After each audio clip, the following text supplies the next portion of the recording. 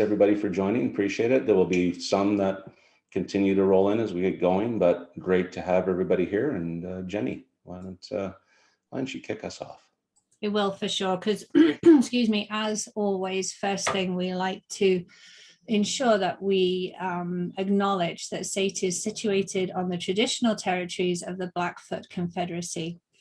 Today, Craig and I and the campus of SAIT are based in Calgary, which is also known as Mohkintas. That means a place where two great rivers meet, the Elbow. It's the traditional land of the Blackfoot people, shared by the Beaver people of the Tsuut'ina and the Nakota people of the Stoney Nation. It's a place where we walk in the footprints of the Métis people. Perfect, thank you. Okay, so it's interesting timing that we're having this conversation about the return to the office today. And we are very deliberate about not talking about the return to work because, as we said in the invitation, let's face it, we never really left work. We just pulled it home. Or for some of us, maybe we did remain in the office. But going back to the office is going to be an interesting time. Some of you, I'd be curious as we're chatting here, if you've been back to the office already, maybe pop us a note in the chat to give us a sense of that, or if you're still just working from home or doing a bit of both. But today could very well be the first day of the 14-day countdown to Alberta's stage 3 reopening. And that's going to come with a certain amount of excitement, anxiety, trepidation, relief. I think there's going to be a whole mix of emotion on that one. And whether you agree with it or not, we're not here to discuss policy or procedure or, what's the best way to set up your workforce. We're here to talk about how do you lead your people through another significant period of change. So just to kind of set those ground rules, I think it's important for everybody to know that. We're not policy experts, certainly not going to try and be, but I think we've got some ideas around leading your people through it that would be interesting. So Jenny, over to you. All right, thanks, Craig. So as we said, we'll use Menti to start with, just to get a pulse of where you're at. We've over, I think at the moment, well over 50 people in here. So if you've not logged in already, menti.com, you can see the code at the top of our screen here, 25298557. And I can see a whole ton of people have just joined us within here. If you click the little heart in the bottom right hand of your screen there, that number will climb up. Given that we've got lots of you joining in here, I'll move it on so we can start. We're just going to build 3 quick word clouds, sort of a touch point for where we're at the moment. And the first one, as Craig alluded to, is how do you feel about returning to the office? If you're there already, I see in the chat a couple of people have been in for a week or so. Some have been there lots. Some of us haven't even been back. For some people, you'll be heading back to a different office, a different floor, a different building, potentially even a different team. So there we go. There's the first one popping up. They'll come in pretty quickly here. And as we keep seeing, we've got every end of the spectrum when we start to talk about this conversation. I like that, cautiously optimistic. It's interesting. Yeah, some are kind of not bothered, too many people, lots of people excited. And for those of you who are chiming in as leaders, this is a really good question, simple question to ask your team. Because on your team, you're going to have everything across that spectrum as well, I would think. We'll just let them feed in for a little bit. It is set up so you can put in as many as you like. If somebody else has put in a word that you like and you want to copy that word, do that, because then the word gets bigger and we can see those main themes as well. It's interesting, yes, lots of distractions. Some people know that time to stop and think has been a really appreciated part. They can literally shut off everything when we're at work. It's all there, all around us, all the time.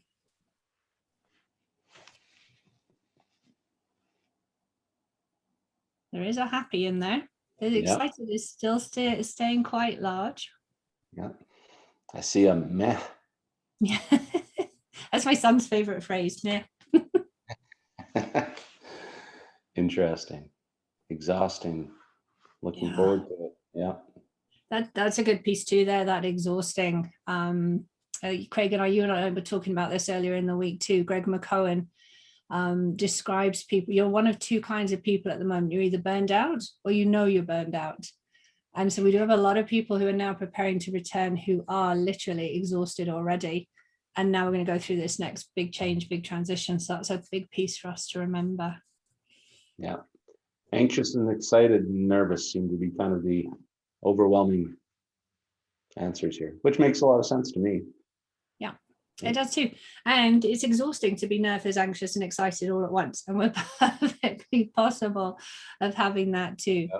So let's move on to the second question here. Exactly the same thing. Now you've got the hang of it. What are your major concerns or worries? It is a word cloud. So if you can keep it down to 1 or 2 words, that will sort of help it to form quicker. In a session I was in this week, the top concern was the commute and handling the commute. There's another one, personal space. That's another big piece for us all to remember. People's tolerance of personal space may well have changed. Okay, we're all in a different situation than we were.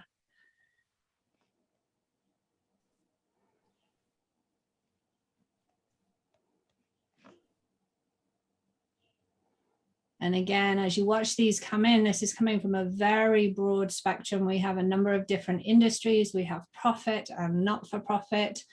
We have companies that have long time worked virtual. Some already know what hybrid and flexible looks like. Some are, nope, we need to all be back and all be present. So your concerns and worries will change depending on your situation. And there's that commute there right in the middle again. The 3-second commute, is that a thing in your house, Craig? Yep. Yeah. It's about 12 stairs. 12 stairs to the coffee pot, turn left and come into this office. So there you go. A little bit different. Interesting.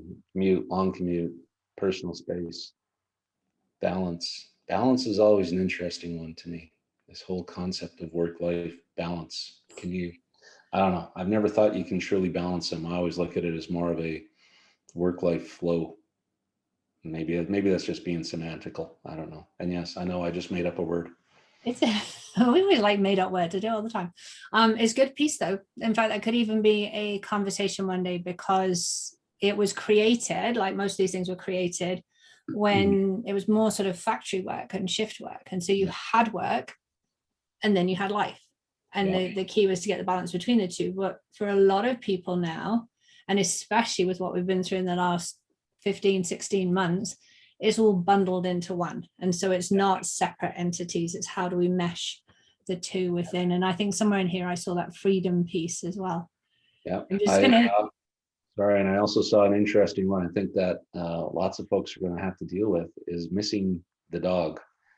I just imagine what the dog is going to feel like when everybody disappears. So interesting. But yeah, commute, that is very interesting. That's the big one. Yeah. And I love complete empathy for the person who put my clothes fitting. The COVID-15 is a real thing. Yes, I hear you right there. All right, let's move on to our last one so we can actually get into conversation as well. We're going to flip the positive side on it because we think that this will be coming too. What are you looking forward to? Perhaps there's something that excites you. We saw excitement on our first word cloud there. What are you looking forward to?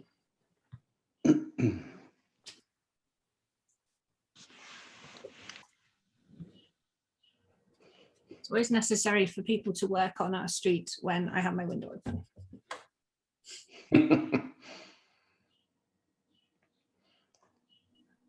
All right, there's some great stuff popping up in here as well. And no surprise, it seems to be mainly about people. Oh, new ideas and scenery. That's a good one. Yeah.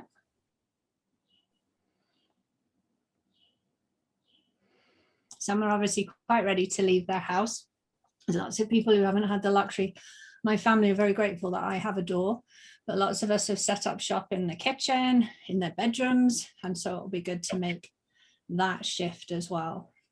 Yeah, absolutely. I saw a proper desk chair on here. And that's I think to your last point, some folks I've been very lucky that I've always had a home office that I can use, and it's set up very well. But I could only imagine what the past 18 months, or certainly well, it's not been quite that long, but it would feel like if you've been sitting on the kitchen table chair for the last year, Yeah.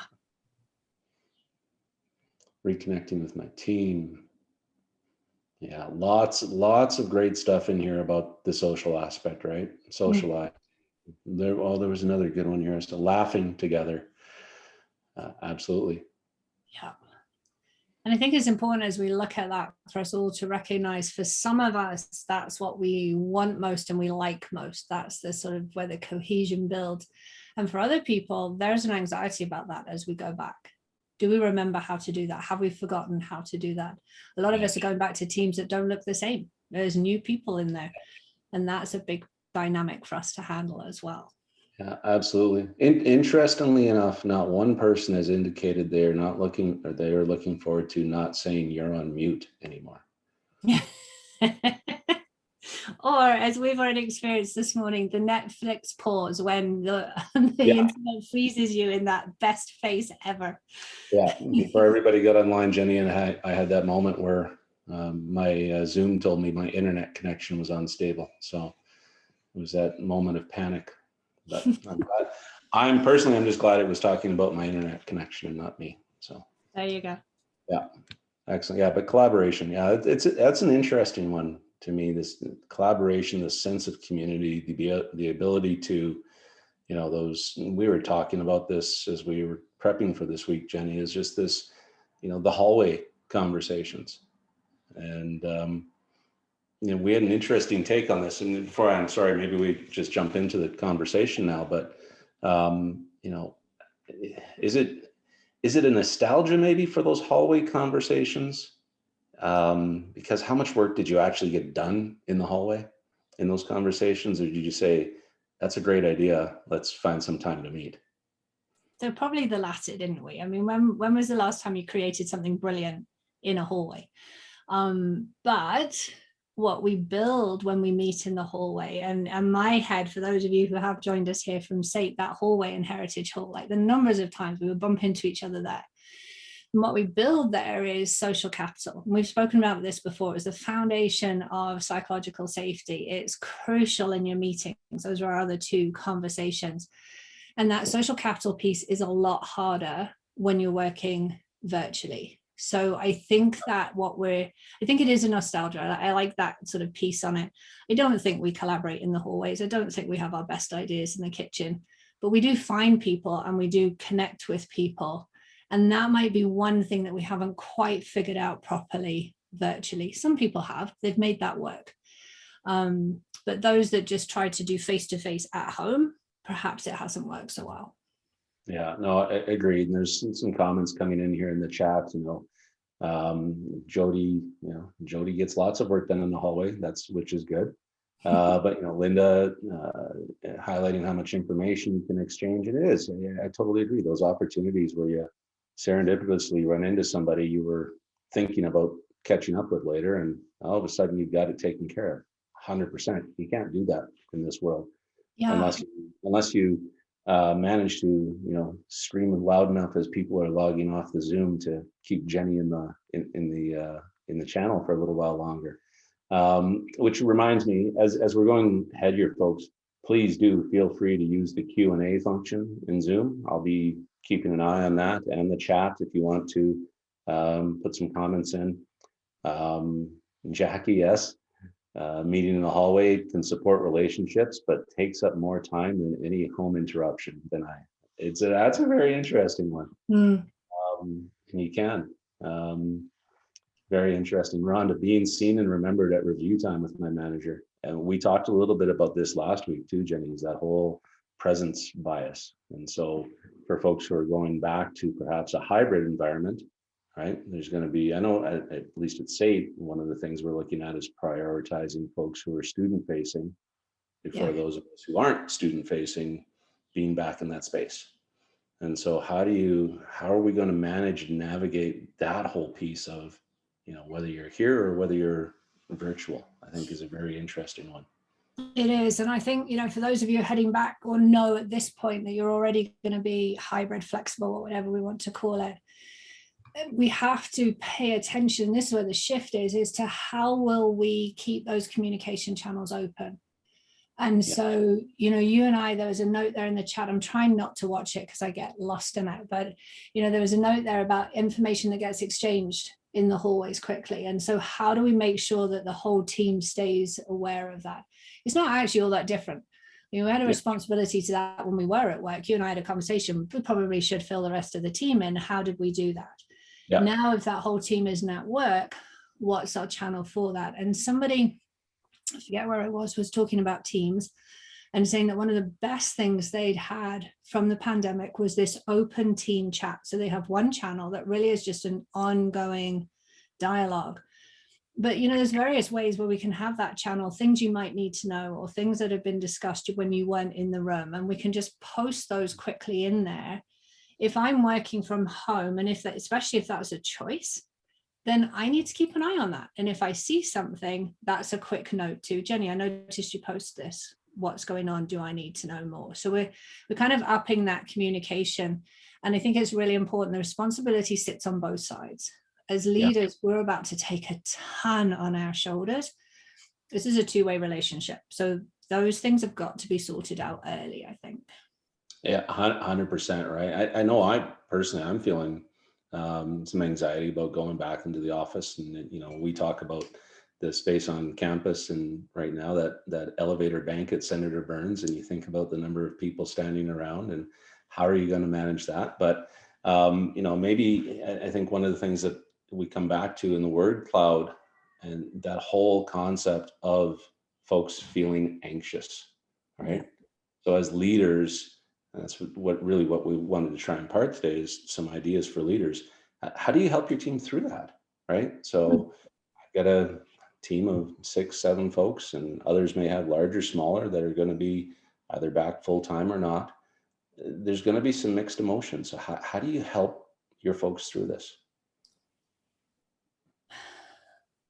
That was a pause right there. There's a really deep breath. That's good. I was worried it was the internet again. There you go. No, hopefully not. So, and I have a slide in here. I'll find it in a second. I'll pull it up on there. This is a really big one. And one of the first things to sort of realize really early on is everybody is going to sit in this space differently. And what creates anxiety for me, not going to create anxiety for you, and it'll be different for each person around the room. So our number one piece completely is pay attention. This is all about your people. And if you haven't connected with each of your people already, and it's that first question we ask, how are you feeling? What's going on for you? I think it really helps if we understand the construct of anxiety. And so anxiety typically is a perceived threat. So the sort of rider on this is there's a clinical anxiety that's different. And one of the things for us to keep an eye out on is people who experience sort of the regular anxiety and stress and overload. They may be in a position where they need help. And one of the things that the pandemic has given us is this awareness, a far better awareness of mental health. And it's now okay to say, are you doing okay? Everything all right? And then pause and give them the ownership, give them the control of the conversation. But when anxiety is in its sort of normal form, it's that perceived threat. We worry about something in the future. It's perceived, which when we stop and look at it means we're probably making it up. We're probably creating it, but we're creating it on something that we believe. Okay, it's sitting there in our belief system. It may not be true, but we believe it. So let me just see if I can find the slide. There's a bit of a 4-step thing here. Bring it up and we'll put it to the test. This worked last week, not too badly. There we go. All right, we're there. So the quote is useful. Our want is to control everything, and we can't control everything. Really, the only things we can control is ourselves. So, for you, when you're waiting by the elevator and there's, geez, how many people do we used to get in there? 25 people in there, back to back, side to side, face to face, wherever it is. We want to control that situation. What do you actually have control of? You don't. You have control over yourself. So when you take that elevator, whether you take the stairs, we could all become quite fit in this process. That's the piece that you can control.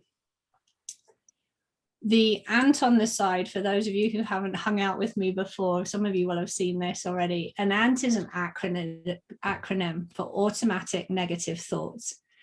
And what we do when we're anxious is we spin these automatic negative thoughts really quickly. So when you're working with your people, you talked about your team, you've got 6 people, listen carefully. And if you hear the I can't, I won't, I mustn't, this always happens, you know, sort of worst case catastrophizing scenario, those are ants, automatic negative thoughts. Notice it's plural. There's never one. When do you ever see one ant? Okay, they just come in like an army running through. So below is what we can do. First off, recognize it. A lot of us carry anxiety around all the time. It's just there. It's there for the piggyback. It's what we do with it is really important. So account for where it's coming from. And that account for where it's coming from, we really need to challenge what's going on in our head. Is this fact, or is this something that we're making up? And if you don't know the answer to that, ask somebody. So if you're in a conversation with your one of your team and they say, you know, this is causing me huge anxiety, it's okay to get them to look at that piece. That's interesting. I haven't heard it that way. Where does your information come from? Okay, or how come you're seeing it from that side? I can see it from this side. Let's talk about that a little bit. It may be fact for them, and we have to sort of work through that and have that conversation with them. Yeah. The other 2 pieces there, you know, informing yourself, who's telling your story. I have 2 people that tell stories in my head all the time. One's a creative artist, fantastic. Okay, but it's a whole load of rubbish. And then the other one is the scientist that says, come on, get on with this, take the first step forward. And so I actually have to look at which story I'm telling myself. And then the decide is, you know, decide how you want to deal with this, decide what's the next best step. Very often it's having the conversation out loud with somebody else, because 99% of anxiety is in here. Yeah. I forgot about the ants. I recall you talking about them before, but I love the metaphor. It's a great one. You know, it also makes me think about too, you touched on something there, and there was something in the chat here, I believe from Mary. I believe I'm pronouncing your name right, Mary, but if not, my apologies. You know, she indicated that she started her role at the beginning of the year and hasn't met her team in person, right? We've got Janice on our team who we hired, and I haven't met her in 3 dimensions yet either. And so it kind of raises the question for me around, can you assume that everybody's going to be the same when they get back, right? You've got new team members, perhaps. You've got folks who have experienced the last 15, 16 months in very different ways. And you know, in some regards may have had some profound changes on the way they look, feel, present, behave. And so what's your advice on that when you're a leader bringing your team back together? This whole concept of, well, we got the team back, let's go, right? The band's back together, let's just practice a bit and get moving. Yeah, I think you bring up a really, really good point. And I'm looking, I do have a slide for that. We'll get there in a second. Needless to say, there's 3 words on it. But here's the piece. Nobody is the same. So I think, I'm no anthropologist, but I think in the anthropology world, they call it a liminal experience.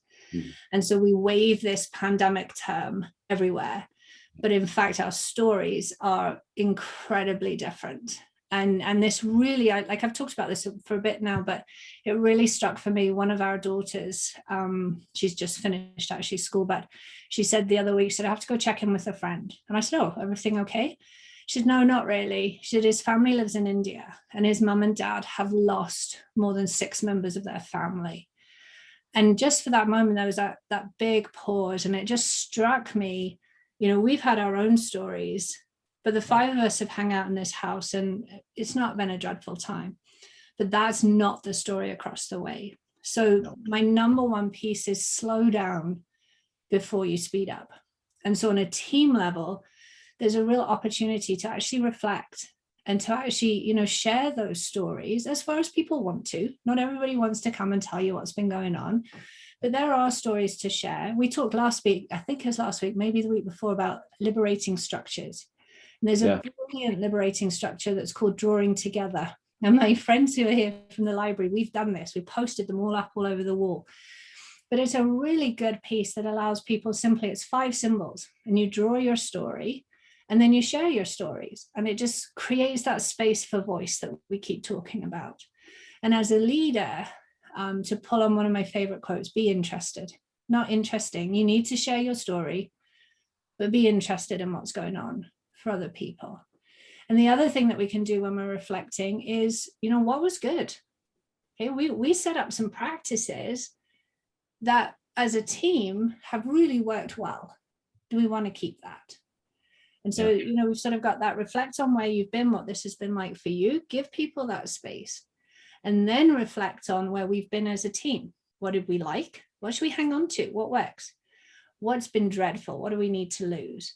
Now, those are difficult conversations for leaders. We've got to stick our ego behind us, because you're going to hear some feedback there that may not sit well. But it's a good conversation, and it sets us up. If I just share my screen here.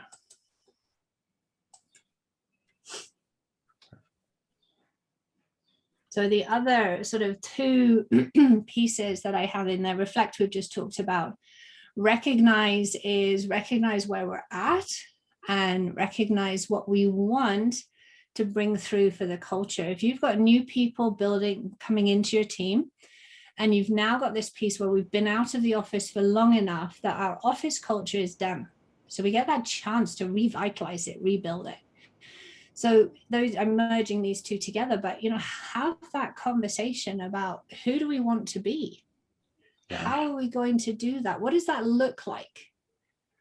If we decide to have a meeting and we decide that everybody needs to be in, what's that meeting going to look like? To steal your phrase that I know you like, we don't want someone to walk out saying, well, that could have been a Zoom meeting. Okay, so how are we collectively going to build this? Like I said before, this isn't even on the leader's shoulders.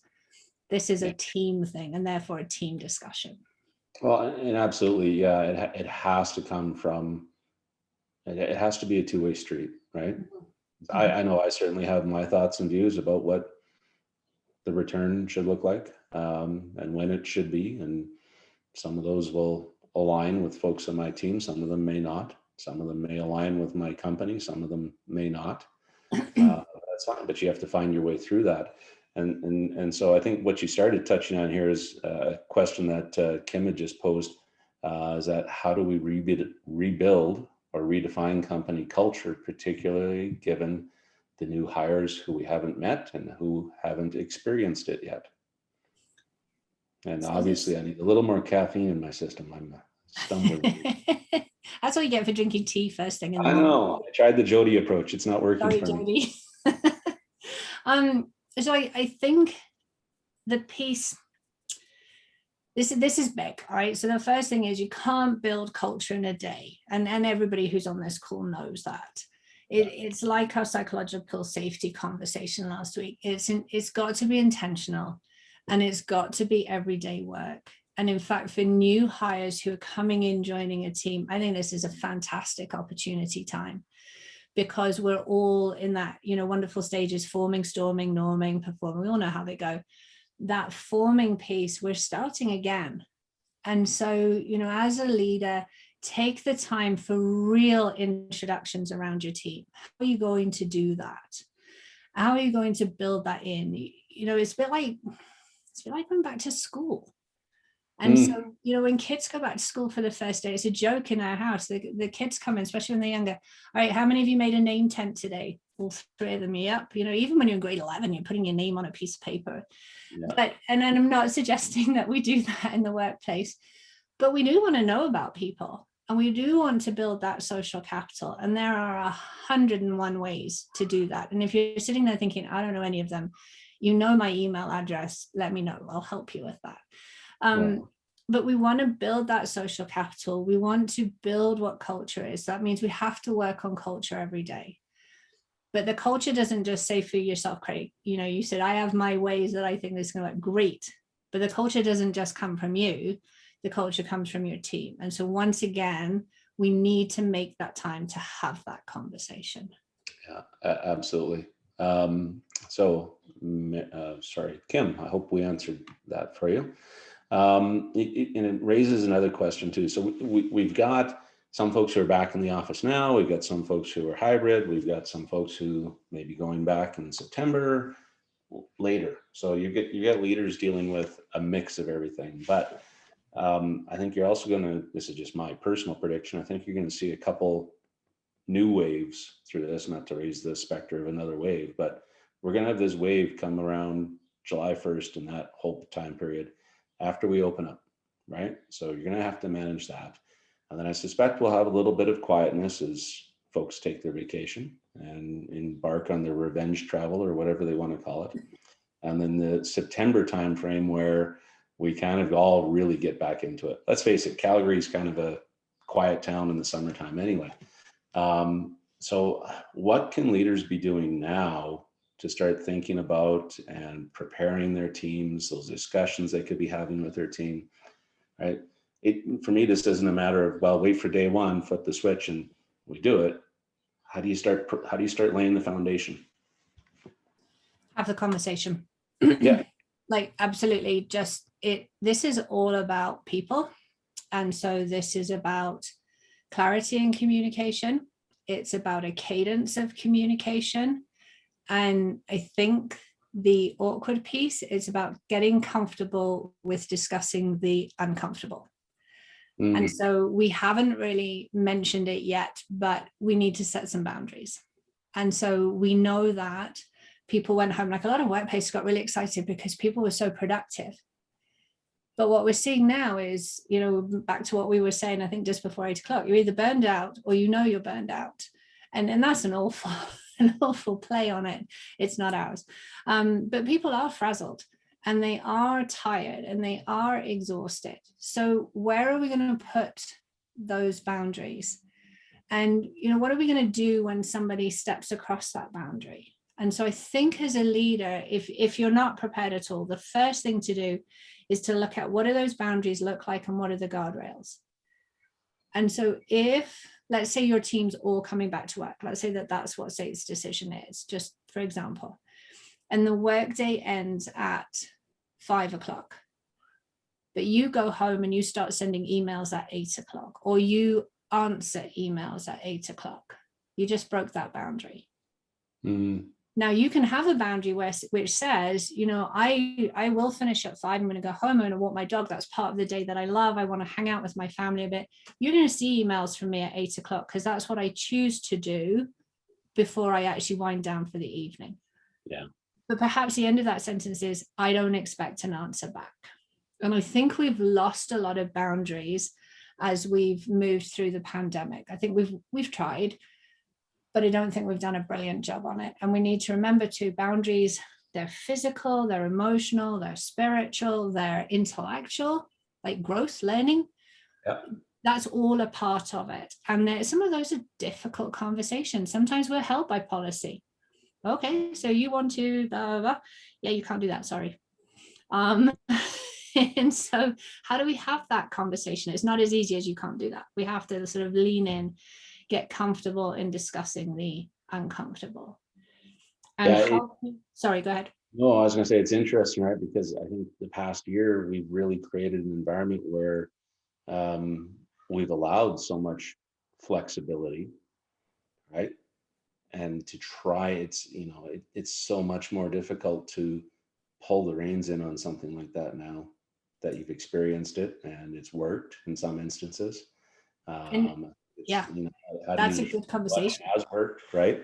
Yeah, and if it's working, and if you have that flexibility, do you want to fight against it? Some companies won't have that flexibility. They're not like, as we said, we're not here to discuss that piece. But so there's your first guardrails. And if you don't have clarity on that now, you need clarity on that before you start talking to your team, and then you can start to build them from there. And if you have someone on your team who's not good at setting boundaries, encourage them to look for, it's really about patterns. Where do you start to feel really grumpy? Where do you resent me as a leader? That's generally a sign that there's a boundary to be talked about there. That's interesting. And that's for them to look at.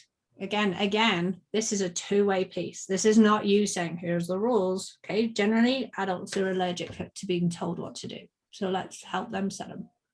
Yeah. Well, I think we've definitely seen that in living color over the past year with various responses to lockdown measures and so on. But we're not going to go down that political road here. And so, Kathleen, it's an interesting comment.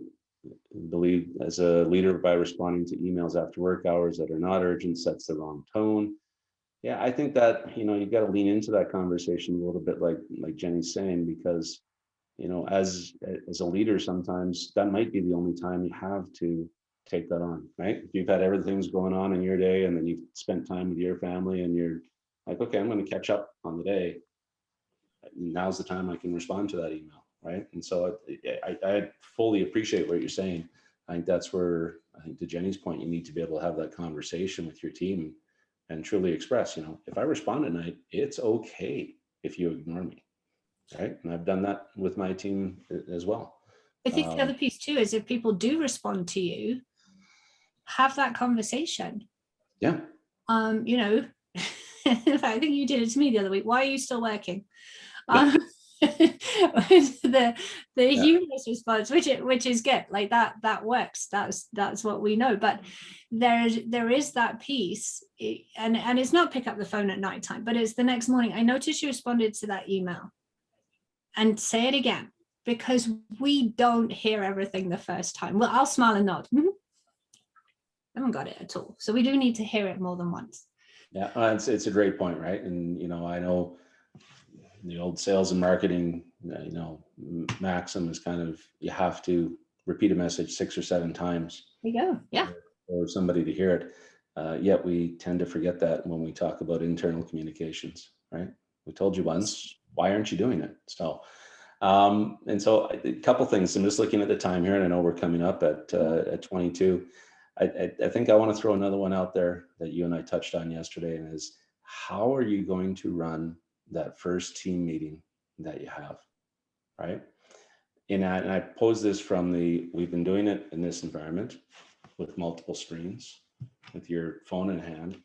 How are you going to run that first meeting where you now can't, as a meeting participant, send a note to somebody else via text and say, can you believe you just said that? Right? How are you going to avoid the inevitable? We've all been in those really long meetings right now where you can get very adept at pulling your email screen over top of your Zoom screen and make it look like you're looking at the camera while you're catching up on your emails, and you're now back into the meeting room, right? And so, Jackie, we're going to miss that. That's good. Right? And I think everybody knows what I'm getting at here. We've all done it at times through this, right? No. Okay. So I think, yeah. Well, thanks, Melissa. Yeah, Melissa, you just nailed it too. I was going to say something. Anybody from SAIT who is chiming in today, you just got the real version right there. I hope you're not in a meeting for the next couple of days, because we'll all be calling on you as to whether you're looking at us or whether you're. I know my boss isn't in the audience, so that's okay. So it's a really good point, and I think as leaders, that's something to really prepare for. Okay, preparation, like 100%. And that meeting, that first meeting, doesn't have to be an all-day meeting. So, we talked about this when we talked about meetings. We have to really think about, why are we bringing people together? What is the intention? And the intention of the first meeting might be, to go back to Kim's point earlier on, it might be a culture piece. And this is where we get the chance to really sort of, how would you talk? How would you walk? How would you be in that situation? What do you want it to look like? Think of those 3 things as you plan that meeting.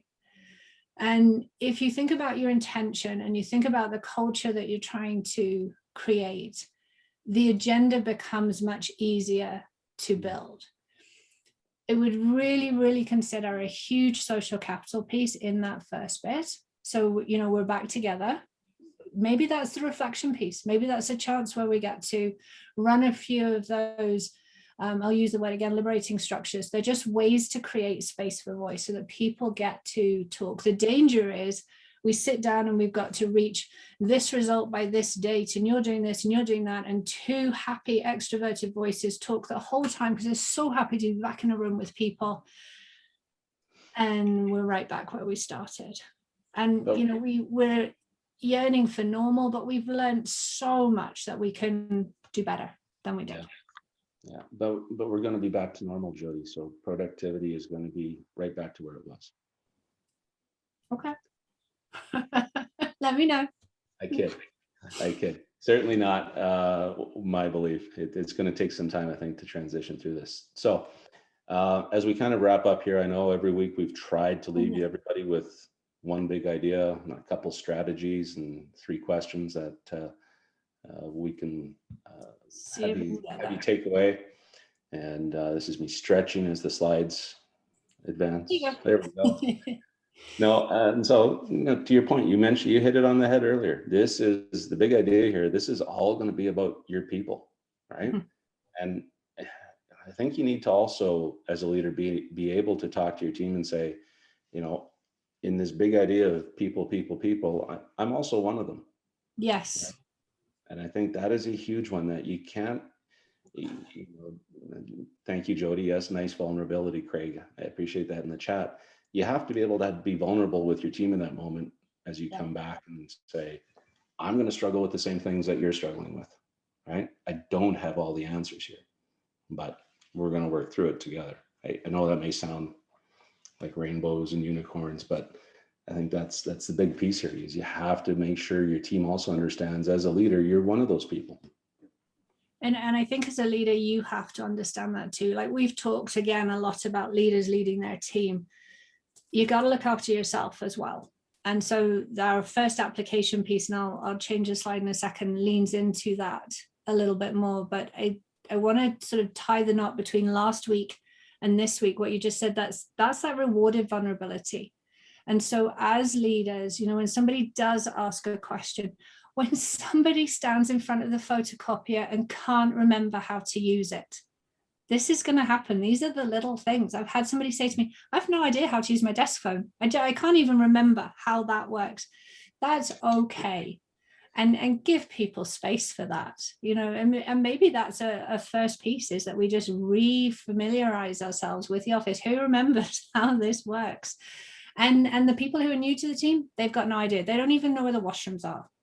100%. These are the small pieces. Yeah. I think for leaders, when we're I like that. What's a desk phone? Okay, fair enough. I think for leaders as well, for yourselves, we're going to hit the ground running again, and we're going to hit the ground running at a slightly higher stress level than we left at. So if you have a chance now, look after yourselves, and self-care is not a spa day. So that requires a little bit more intentional work than just saying, oh yeah, I'll take the morning off, or I'll take this weekend off. And then when we get back to the office, or when we start whatever the next version of normal is, ourselves, we need to slow down as well. And so slow down, I did it as an acronym across here because that just amuses me. But the signals are important. What are you paying attention to? People. Okay.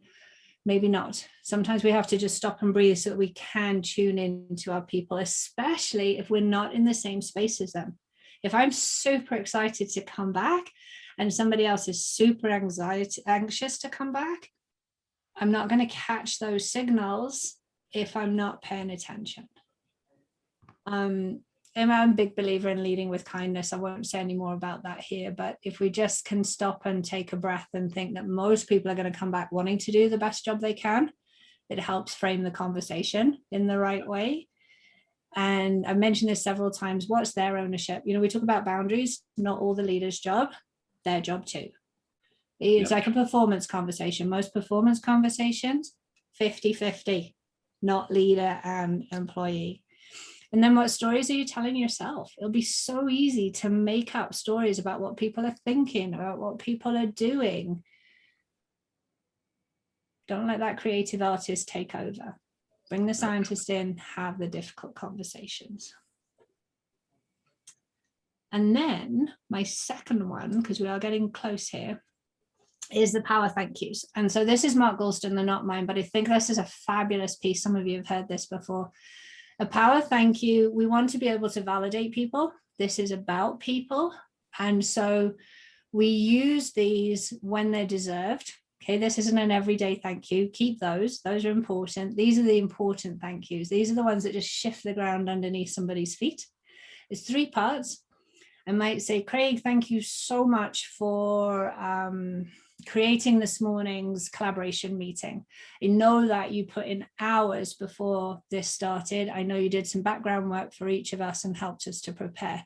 As a result, I really feel like I know the team better now and I'm ready to take on, etc. It's 3 pieces. You can do it virtually. You can send it by email. You can do it verbally. And you can do it face to face, but it really adds weight to the validation, and people crave validation. Very good. I like that one. And then our final, as always, 3 questions. As you leave here today, these are the things that I think are worth sort of hanging on to or leaning into. Making that space, thinking about all the different kinds of people.